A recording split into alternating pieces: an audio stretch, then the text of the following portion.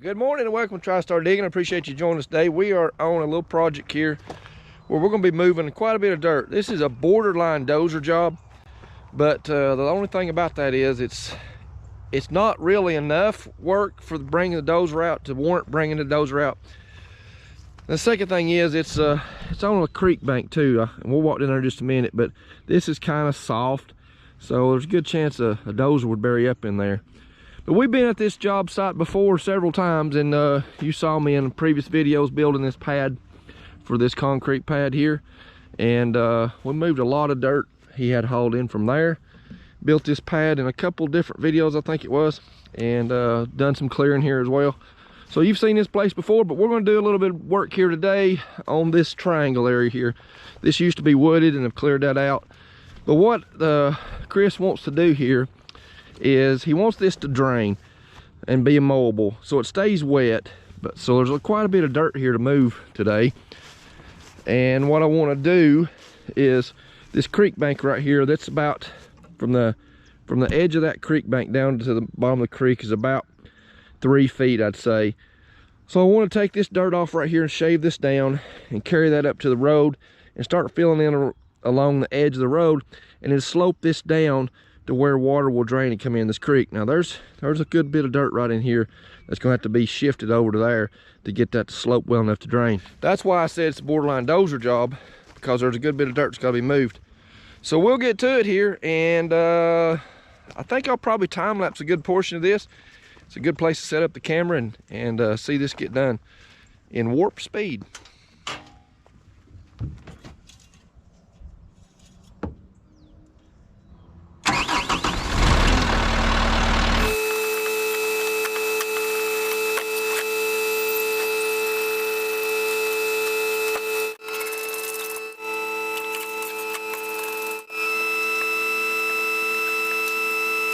Something else I'm going to do as I get this all filled in and dressed up looking nice is I'm going to use the power rake on it.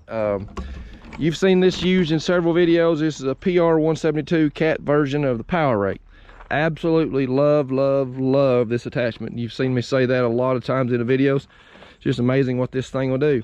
And a buddy who's got a YouTube channel as well in Vermont, he's named VT Outdoor Services, and he uses one of these power rakes a lot for driveways especially. But he does a really good job with that. So he was picking at me in a video here just a few days ago, and said I named my channel TriStar Digging because I was getting 3-star ratings on Google. So I figured out a name for this power rake, and his name is Hugh.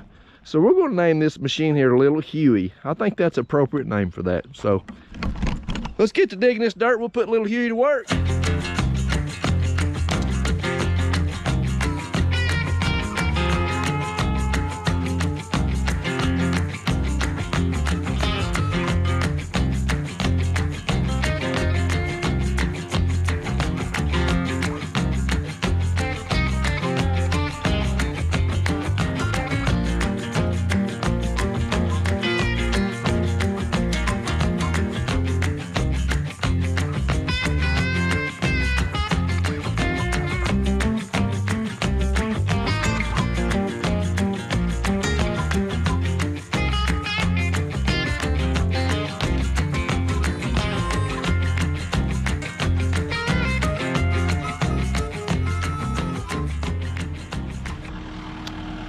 That gives us a good little start. You can kind of see what I've got planned here. From the creek, I'll just kind of slope it back to the road there and get all this hogged out. But boy, I tell you, like I mentioned there a little while ago, the dozer wouldn't work, not even a small one. That right there is just like a sponge. So that ain't gonna work for a dozer, but it'll just be a great little job for this skid steer. Get this all worked in there. I'll come back in just will be a split second for you, but for me it'll be a few minutes. I'll get the drone out and we'll hover over the drone while I'm doing some of this work as well.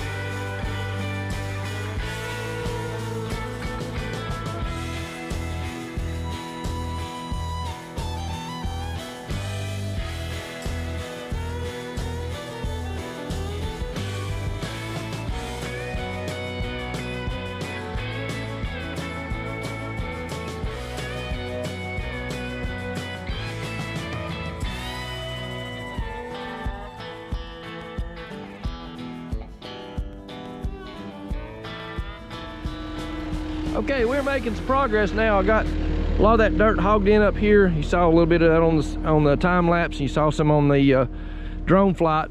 But I got this filled in, and so I'm now starting to grade this, and to keep it on a steady grade all the way down to the creek.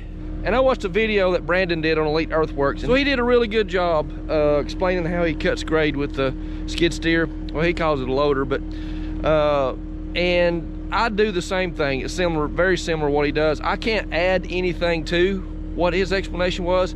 I can really just echo it. And what I do is I start up here, so if I'm cutting down the road, I get the top part at the grade like I want it. And then as I'm coming across, I keep that same grade moving, and I keep the right side of my bucket, if I'm going this way, I'll keep the right side of my bucket empty to where I can see the last quarter of that bucket, because I want to keep those teeth on the ground at the grade that I'm trying to work across. I hope this is making sense. So as I'm working across, I'm filling in low spots and taking out high spots going across through there, maintaining grade based on this top quarter of my bucket, because I can keep it on the grade where I had just gone through. So as I start, this right here is pretty well done. I'm gonna move over to right here, and then you'll see as I'm going down through there how the left side of my bucket has got dirt in it and filling in spots and taking out spots, while the right side stays clean, so I can see as I'm cutting grade.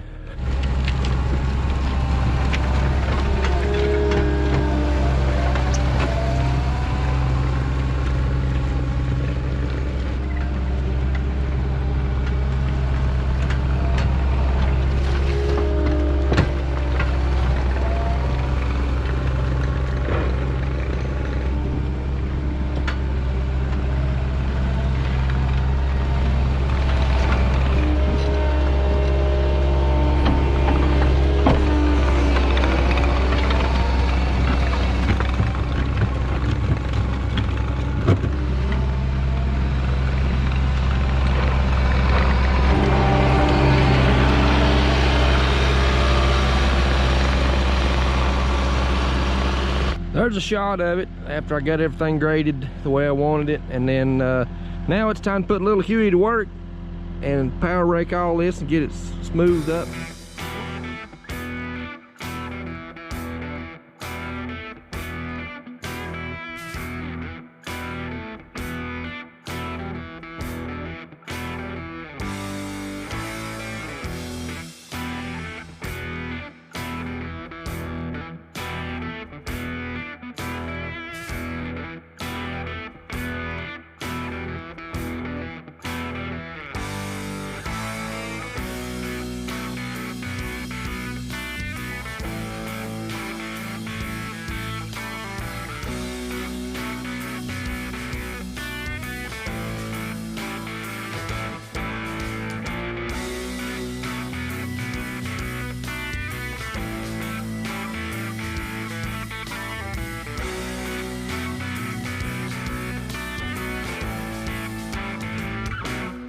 Take a look around, see how it looks now.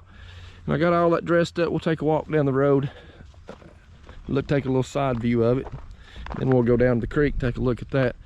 But now we got a good steady slope from the edge of the road all the way down to the creek. And this morning there was a little bit of an embankment right here for the road. Water was getting caught in that, and this is always staying soft and muddy, but and it still is soft down here on the creek. My goodness, it's like a sponge walking down through there. And here's a creekside view. Remember, there's a bank right here. There's a difference of about 3 feet between the bottom of the creek and the top of the bank. Now that's knocked down, and all that dirt was took up to the top of the area. And now that's dressed up nice with a power rake. I think Chris will be proud of this. It'll look a lot different when he comes pulling in the driveway today anyway. Well, that job didn't take too long, about a half a day, and so it's in the books. I appreciate you watching. Stick around for the message if you will. So I got that job finished up, and I really like the way that looked and the way that turned out. If you like this video, there's probably, I guess there's a little over 100 videos on the channel by now, and I'm sure there's something else you'd like to watch. As a matter of fact, at the end of this video, there'll be a video link pop up in the screen there of all the equipment that I use, and trucks and trailers and all the equipment. So that's an interesting video to watch if you kind of wonder, you know, what equipment I use and kind of how I got started and how I got that equipment. So I want to end this video with a message that comes from Matthew chapter 16 and verse 13. And this is a question that Jesus asked the disciples about who the crowds, who the people say that he is. And then he turns that question around and he asks them specifically, who do they say that he is? So listen to this and then we'll talk just a minute about it. In verse 13, the latter part of it says this, who do men say that I, the Son of Man, am? Verse 14 says, so they said, some say John the Baptist, some Elijah, others Jeremiah, one of the prophets. Verse 15, he said, but who do you say that I am? Simon Peter answered and said, you are the Christ, the Son of the living God. Jesus said to him in verse 17, very important here, Jesus answered and said to him, blessed are you, Simon Bar-Jonah, for flesh and blood have not revealed this to you, but my Father who is in heaven. So that is a question that we must ask ourselves today. What do those people around us, what does the world say that Jesus is? Who does the world say that Jesus is? Who does my family, my friends, the people I work with, who do they say that Jesus is? And then we've got to ask the question for ourselves, who do I say that Jesus is? Because it's very important. The world would say that Jesus is, some would say that he's a teacher, he's a prophet, he was a good man, but deny that he was the Son of the living God, that he was God in the flesh. Others would say that he's a fairy tale, that he doesn't exist, there's no such thing as God.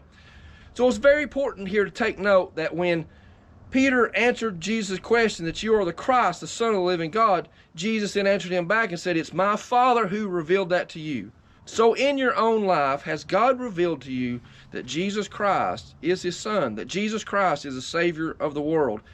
Ignore and don't pay attention to what the world would have to say, or people that deny who Jesus is. You need to answer this question for yourself. And this question I'm going to ask, it really has eternal consequences. Who do you say that Jesus is?